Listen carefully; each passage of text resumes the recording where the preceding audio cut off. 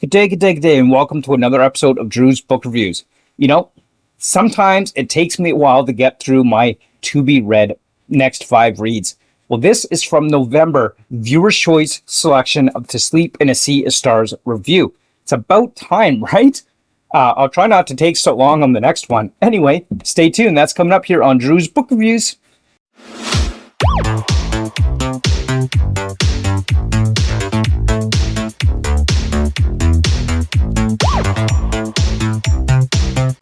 All right, good day, and welcome to another episode of Drew's Book Reviews. It's such a beautiful sunny day, but for some reason, To Sleep in a Sea of Stars feels like a video I should film at night with the stars above me. But it's still January, and it still gets a little bit cool at night, so here we are on this beautiful, sunny January day here.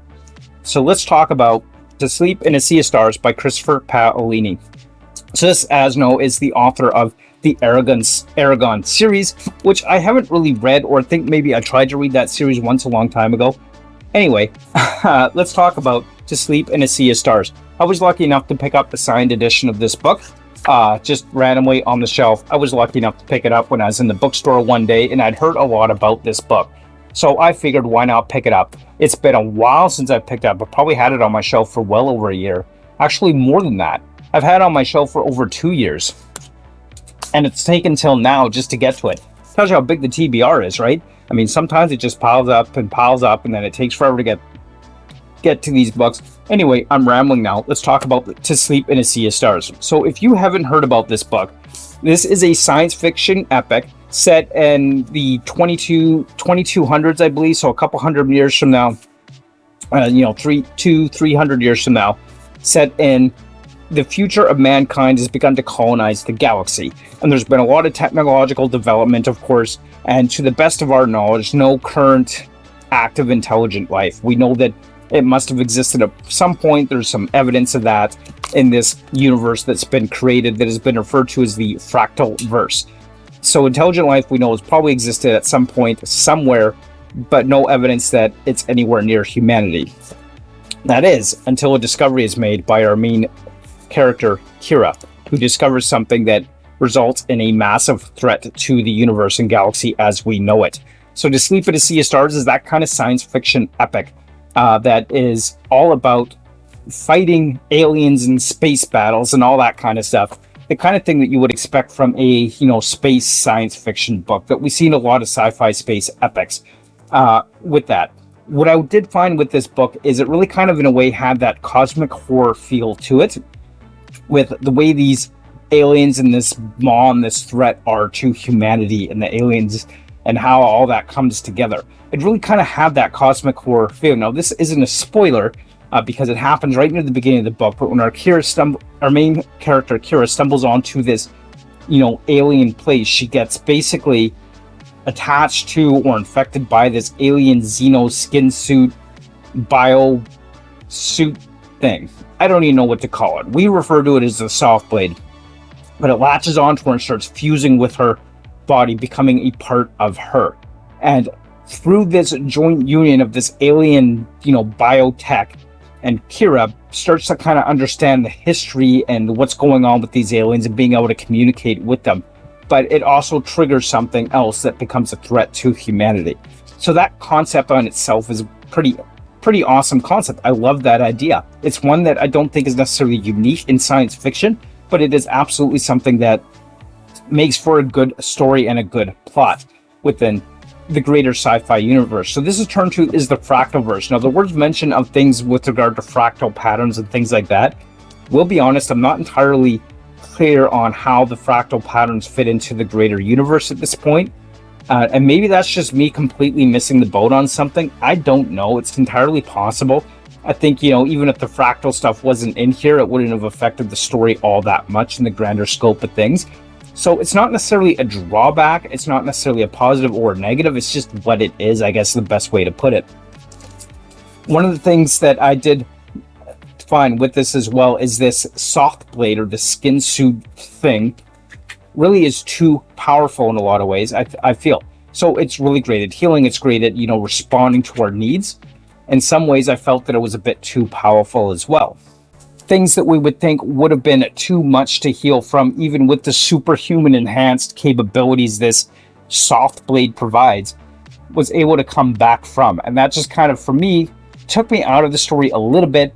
It's great to have this soft blade provide this superhuman abilities and strength and that biological brain interface stuff going on, which is really cool. They were already talking about, there's already, you know, brain computer interface technology exists today. It's not that far-fetched of an idea, really, but there gets a point where it becomes too powerful, where our characters become virtually invincible. And I think that could be a bit of a drawback, because we still want that inherent risk, that inherent danger, to build that tension effectively. When at the end of the day, it just feels like sometimes it can be too powerful. That's kind of a bit of a drawback on that. And I don't know if that's much of a spoiler. I don't really feel it is, but it is what it is. In terms of what I really liked, I love the idea of these ship minds that are within this story. So the idea of your brain literally being transplanted, the ship becoming your body. Like, that was a pretty cool thing. And I have to say, this kind of technology, not that far-fetched. Especially since we already have brain-computer implants. Is it really unrealistic that a few hundred years from now, we could have the same kind of scenario go? In a way, it's kind of scary to think about as well, having that level of technology. So that's kind of where we get at from there, as far as the cool things about this and the cosmic horror aspect of this Maw coming after humanity. That was kind of a cool thing as well. In terms of other aspects of this story, the characters. This is really a found family story. That's what it comes down to. This is a found family trope. That's not a bad thing. I actually really enjoy the found family storyline, or trope, as we might call it, within books. So Kira, of course, finds herself on this ship, civilian ship, not a military ship, surrounded by an interesting crew with a semi-mad ship mind controlling everything. And through the trials and everything that they have to go through, Kira trying to learn how to figure out this soft blade so that she doesn't kill everyone around her, while simultaneously trying to find out a way to stop this threat to the galaxy and universe as we know it. Falling in with them and that crew, becoming kind of the whole family there. I thought that was really awesome. I really like those types of stories, and I really enjoyed that aspect of it. It's probably one of my favorite types.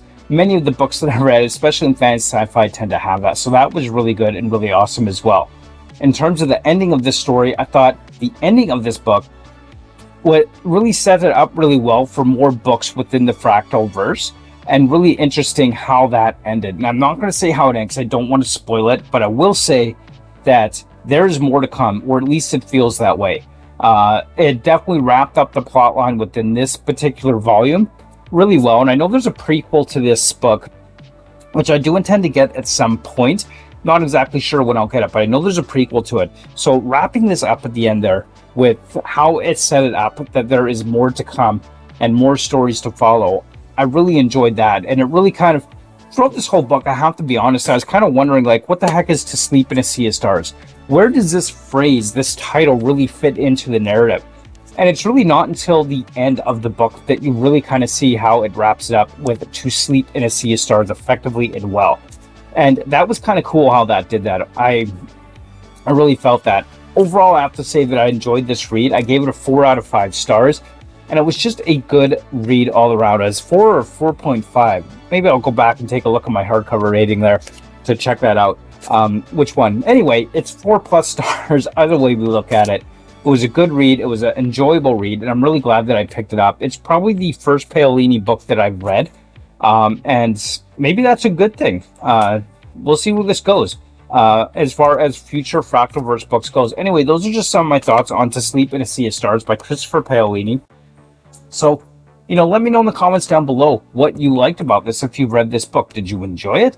Was it something that worked for you? Did you not like it? I'd love to hear from you. You could also join us over on the Discord as well. Dragon's Den Discord will be linked below. And, as always, I do want to say thank you. Thank you for watching. Like, comment, subscribe. And as always, until next time, keep on reading. Bye.